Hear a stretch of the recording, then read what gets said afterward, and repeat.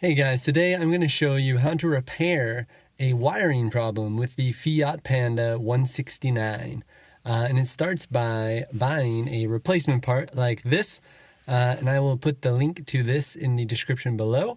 And now I'm just going to walk you through the steps. Just before we get started here, a few tools that maybe would be handy to have is a screwdriver, so both a flathead and also a Phillips to take off the fuse door, some electrical tape, something to heat these guys, which will help us put the new wire with the old wire, and some sort of wire cutter or a plier. That should be all we need. So the first step is to open where the wires are, and that's here to the left of the steering wheel. Just use a normal screwdriver and you're going to unscrew both of these screws here. So after you've loosened up these screws, this whole panel should just come out quite easily, which exposes your fuses and your wires. The one we're interested in is all the way here at the bottom, this gray plug, and it does have a little button type thing that you'll have to press in to release this, and you can kind of shimmy this out of its place. Mine is pretty good in there, so I'm going to get some help from some pliers, and we'll meet right after this is pulled out. Now we see why this is the problem. So here is the plug, and if you would look on the other side, you will likely see something like this, which means that is no good. So these are exactly the two wires. For me, it's these two brown wires, which are responsible for the bulbs, and you can see that they are no good. They have burned through and the connections are no longer good. So we are just going to take that replacement part, which I showed you earlier, and we're going to swap out all the wires and reconnect new wires to these brown ones that are a bit thicker, that can handle that electricity a bit better, and then we should be good to go. So let's get to it. Before you get started, make sure that you do indeed have the right part. You can see what I have in my hand. This replacement lines up perfectly with the original above it, and we do have these two thicker wires, which, as I said, we will reattach somewhere up here in the wires to ensure that everything is going to work well. So you want to take like a flat screwdriver, and you basically just have to slide it under here and release some locks, which will release like this, and it'll let you more easily take out these wires. You can see you don't really have to worry about this plastic anymore. We're going to get rid of it. So you can really just pull up all of these little tabs with the screwdriver, and that will allow you to, as I said, pull out these entire wires. They are kind of good in there like this, and that will eventually just plug into the exact same spot on the new one, which will lock in with this a bit later. So I'm just going to go through and free up these wires and put them one at a time in these spots, and we'll do this replacement part right after that.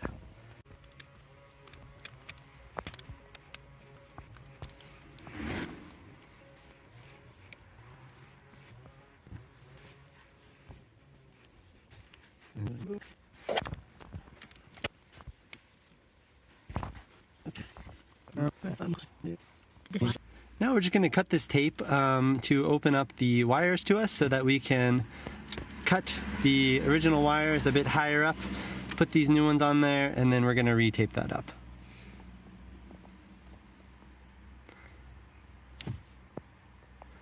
Be careful here not to cut the wires. Alright, we're just going to snip these guys somewhere right there. And there.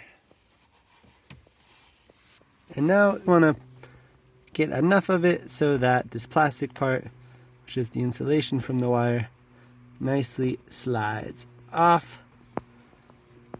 You could have a tool for this. I do have one, but it is not with me right now. So for the sake of this, we're just going to use these little nippy pliers. The process with these yellow ones, they're pretty long, and I don't want to cut it so close up there to the wiring. So I'm just going to cut them here, and then we're going to connect them with those guys. So first I'm going to do the one on the right, which I did mark out is this one. So be sure you're doing the correct ones. So we're just going to do the same thing. We're going to cut this guy, I don't know, somewhere right here.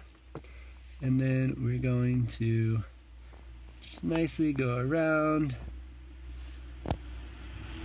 snip this. We're just gonna get that off of there like that.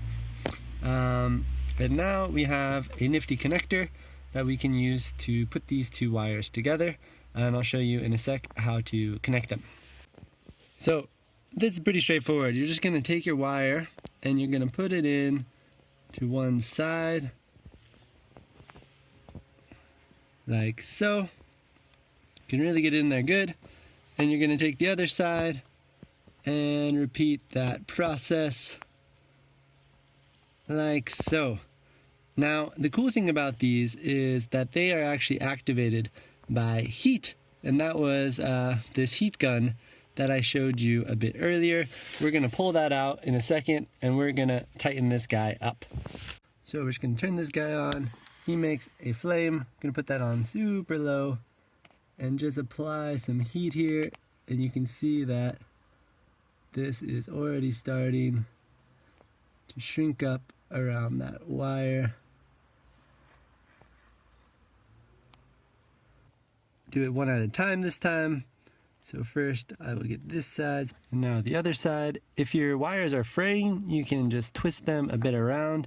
You could also put a bit of tin on them, again with a soldering iron, but I don't have that handy, so I'm just gonna twist it, put it in there, make sure he gets in there, and then we're gonna tighten up and shrink this other side. Because one thing to be careful about here is not to melt your wire. So be sure that you're heating up the shrink wrap and not the actual wire itself. And much better to use some sort of heat gun rather than actual fire, but this is what I have handy here. Okay, so our plug is looking great right now. Be sure that all of your wires are pushed all the way down. They actually should make a clicking noise. So make sure that all of your wires have made that clicking noise. And then what you can do is just shut this little door, which will lock them all in place. One more thing you have to check is your fuses. So you have a little fuse grabber here in the Panda. If you don't have this, you do have the ability to grab your fuses with pliers or tweezers or anything like that. But if you look where you just took this gray plug out from, right there, this is in the way, but right there, these two red fuses right here, you should check those to ensure that they are in proper shape. What they should look like, if we grab one of them out, so we grab them out, we can just take a look at what those look like. They should be intact. Do you see that? So that is an intact fuse. So make sure yours look like this. And if they both look like that and you followed the instructions and made the wires, it should work. So we're gonna plug it in and see if we got our headlights working. One more thing we're gonna do before we finish up here is just re-tape our wires together. Not really a, let's say, necessary step, but it's just a step that tries to keep things looking nice and neat under your car in the wires, so nothing is getting pinched or anything like that. So we're just gonna do that, and we can just take a snip here of our tape and fold that right back in. And now our wiring harness is looking good. Be sure that everything is clipping in there like I said before, closing that door. And now we're going to plug this into our car. Okay, let's turn her on, put the door back on, and see if we did everything right. And if we did, we should be seeing some beautiful headlights in a second. Okay guys, moment of truth. Turn your car on to accessory. We see it's coming on. We're gonna flip our headlights on. Boom. Boom! Oh, it looks good. Let's go check it out to be sure. We have one Panda headlight good and going. And we have two Panda headlights. Look at that. We have fixed the wiring of the Fiat Panda. I hope this was helpful for you guys. If you have any questions, go ahead and leave them in the chat. And have a good day. Bye.